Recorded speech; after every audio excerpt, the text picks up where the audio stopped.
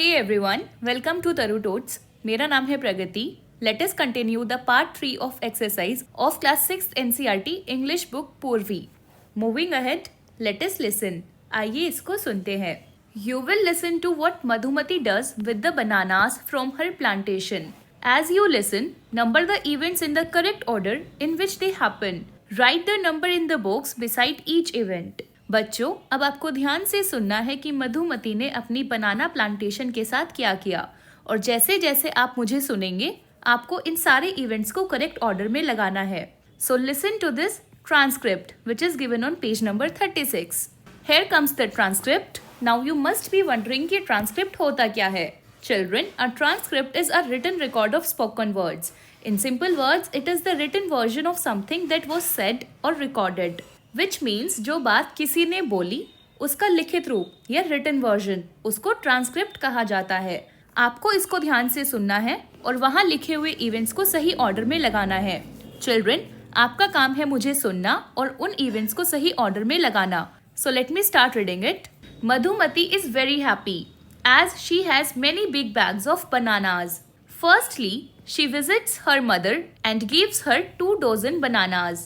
Secondly, she goes to the market to sell the bananas. Next, she meets her old friend Kalavati in the market. Then, she gives Kalavati a dozen bananas. Later, she decides to go home as she has sold most of the bananas. After that, on the way home, she meets a little boy who is hungry and gives him 2 bananas. Lastly, she goes to her neighbor's house and gives them a bunch of bananas. She has a smile on her face as she goes home. I hope learners, after listening to this, आपने इन सभी events को correct order में लगाया होगा. So let us see their correct order. First event was she visits her mother and gives her 2 dozen bananas. वह अपनी माँ से मिलने गई और उन्हें 2 दर्जन केले दिए। Next, she goes to the market to sell the bananas. फिर वह केले बेचने के लिए बाजार गई। There meets her friend Kalavati in the market. वह बाजार में अपनी सहेली कलावती से मिली। Next, she gives 12 bananas to her friend. उसने अपनी सहेली को 12 केले दिए। Next, she chooses to go home as only some bananas were left. उसने घर जाने का फैसला लिया क्योंकि कुछ ही केले बचे थे। And she gives 2 bananas to a boy who is hungry. उसने एक भूखे लड़के को 2 केले दिए। And lastly, she visits her neighbour and gifts them a bunch of bananas. उसने अपने पड़ोसी के घर जाकर उन्हें एक गुच्छा केले दिए। आई होप लर्नर्स, आपके भी करेक्ट इवेंट ऑर्डर यही रहा होगा। मूविंग अहेड, लेट अस स्पीक। आइए इसको बोलते हैं। First part is read aloud the following words from the story. कहानी में दिए हुए इन वर्ड्स को आपको जोर से पढ़ना है। First is SAG says. Next, PROMISING promising. Repeat after me, promising. Next, WISDOM wisdom. Next, TREES trees.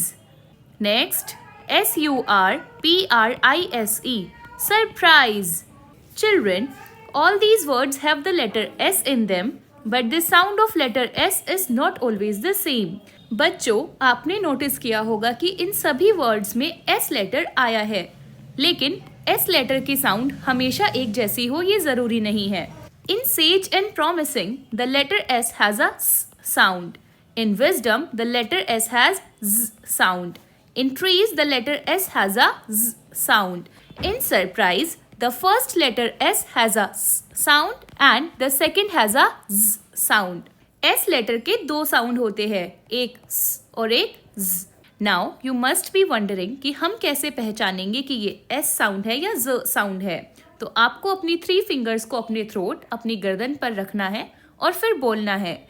आप महसूस करेंगे कि जब आप सन, सैंड, सेज बोलोगे, so you can feel the air. आपको हवा महसूस देगी। It sounds like air coming out softly.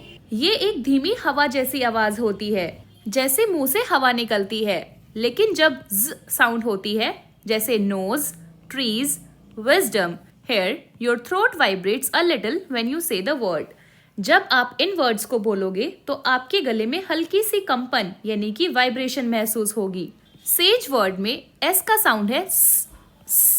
Similarly in the word promising, यहाँ भी एस का साउंड है स। But in wisdom and trees S sound करता है like z। There is a vibration.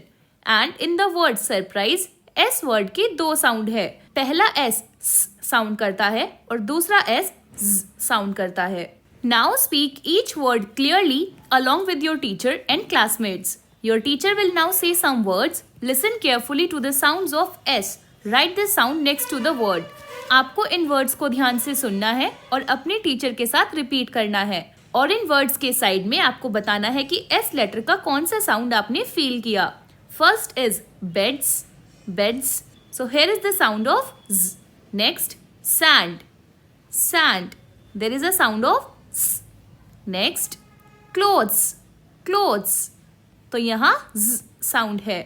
Next sea, sea, sea में children sound है। Next was, was, यहाँ एक z साउंड है, there is a vibration. Next keys, keys, again there is a sound.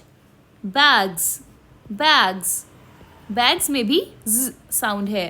And next knows, knows, अगर आप अपनी 3 fingers को अपने थ्रोट पर रखेंगे तो आप इस वाइब्रेशन को फील कर सकते हैं। And if there is a vibration that means here is the sound of z। तो आप एक सिंपल सा ट्रिक ध्यान रख सकते हैं।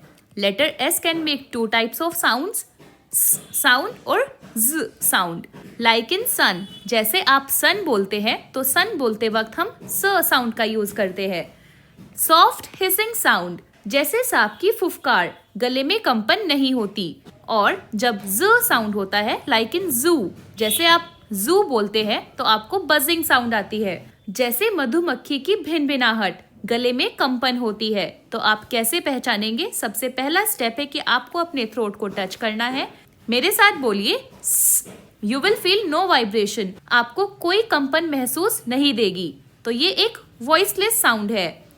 से यू विल फील वाइब्रेशन, लेकिन जब आप z कहेंगे तो आपको एक वाइब्रेशन महसूस देगी जो कि एक वॉइस्ड साउंड है। So if it sounds like hissing of a snake, it's sound with no vibration. अगर सांप की जैसी फुफकार है तो वो एक हिसिंग साउंड है, यानी कि साउंड है। और अगर वो एक मधुमक्खी के जैसे बजिंग साउंड है, so it's a sound that is vibration in throat, आपके गले में कंपन होगी। तो इस तरीके से हमने जाना एस लेटर के 2 साउंड के बारे में। ऐसा मोस्टली देखा गया है कि किसी भी वोवल के बाद जब एस आता है तो वो z बजिंग साउंड देता है, जैसे in trees, surprise, was, nose, clothes, but not always, जैसे प्रॉमिसिंग में ये साउंड करता है। तो ऐसा जरूरी नहीं है, बट ये एक शॉर्ट ट्रिक है। अगर आप कहीं कंफ्यूज हो तो आप इस ट्रिक को भी यूज कर सकते हैं कि वोवल साउंड के बाद मोस्टली एस साउंड करता है, but it is not always true, as we just saw an exception here. Moving ahead learners, let us see the second part. Discuss the following questions with a partner. You may use the hints given in brackets while speaking. आपको ये question अपने partner के साथ discuss करने हैं और आप in brackets में दिए हुए हिंट्स का भी यूज कर सकते हैं। Late us see the first one. What does hard work mean to you? आपके लिए मेहनत का मतलब क्या है? तो बताइए लर्नर्स, आपको ये आंसर अपने वर्ड्स में देना है और आप इन हिंट्स का भी यूज कर सकते हैं। आप कैसे स्टार्ट करेंगे और बीच में थोड़ा पॉज लेने के बाद किन और फ्रेजेस का यूज कर सकते हैं। Let me tell you my answer here. So we can say it means giving your best effort in everything you do. It is something that helps you achieve your goals in life.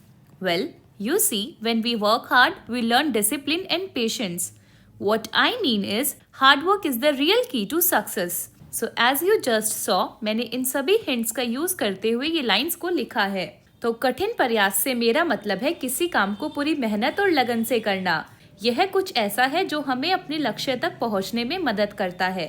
देखिए, जब हम मेहनत करते हैं तो हम अनुशासन और धैर्य सीखते हैं। मेरा मतलब यह है कि मेहनत ही असली सफलता की कुंजी है। इन सभी फ्रेजेस का यूज हम अपने वर्ड्स को कंटिन्यू करने में कर सकते हैं। इट मीन्स यानी कि इसका मतलब यह है। It is something which means यह कुछ ऐसा है। वेल, यू सी, देखिए, जब हम व्हाट आई मीन इज, मेरा मतलब यह है कि, तो आप इन फ्रेजेस को यूज करने से अपने सेंटेंस को और लॉन्ग कर सकते हैं और लंबे समय तक कंटिन्यू कर सकते हैं। Next is give 3 reasons why you think hard work is important. आपको 3 ऐसे रीजंस बताने हैं जिससे कि आपका यह मानना है कि मेहनत करना जरूरी है। तो बताइए ऐसे 3 रीजन। आप इन हिंट्स का यूज कर सकते हैं। So let's see 3 reasons. Firstly, I feel hard work is important because it helps us reach our dreams. Secondly, I think it makes us stronger and more confident since we learn from challenges. Lastly, I believe hard work is important as it brings true satisfaction and respect. सबसे पहले मेरा मानना है कि मेहनत जरूरी है क्योंकि यह हमें हमारे सपनों तक पहुंचाती है। दूसरा, मुझे लगता है कि यह हमें मजबूत और आत्मविश्वासी बनाती है क्योंकि हम कठिनाइयों से सीखते हैं। अंत में मेरा विश्वास है कि मेहनत जरूरी है क्योंकि यह हमें सच्ची संतुष्टि और सम्मान देती है। Let us see the third one. Share 3 ideas you would give to someone who needs to hard work. आपको 3 ऐसे आइडियाज किसी को देने हैं जिसको कि कठिन मेहनत करने की जरूरत है। तो आप कैसे स्टार्ट करेंगे? You can write to begin with it is important that dash dash dash. यहाँ आप अपने वर्ड्स को लिखेंगे। We can write it as To begin with, it is important that you set a clear goal and stay focused on it. Next, you could make a daily plan and manage your time wisely. Finally, I think you should never give up even when things get difficult. शुरुआत में यह जरूरी है कि आप अपना लक्ष्य तय करें और उसी पर ध्यान दें। अगला, आप रोज का एक समय निर्धारण बना सकते हैं और समय का सही उपयोग कर सकते हैं। अंत में मुझे लगता है कि आपको कभी हार नहीं माननी चाहिए, चाहे परिस्थिति कितनी भी कठिन क्यों ना हो। तो इस तरीके से आप अपने वर्ड्स को कंप्लीट कर सकते हैं। इन हिंट्स का यूज करते हुए हमने जाना कैसे हम अपने वर्ड्स को सही तरीके से बोल सकते हैं। आई होप लर्नर्स आपको ये वर्कशीट यहाँ तक समझ आई होगी। We will continue the rest of the exercise in the next part of the video. And if you have enjoyed till here, so do like, share and subscribe Taru Tots. If you have any queries, you can ask me in the comment section. मिलते हैं आपसे इसी chapter के next video में। Till then, bye bye and take care.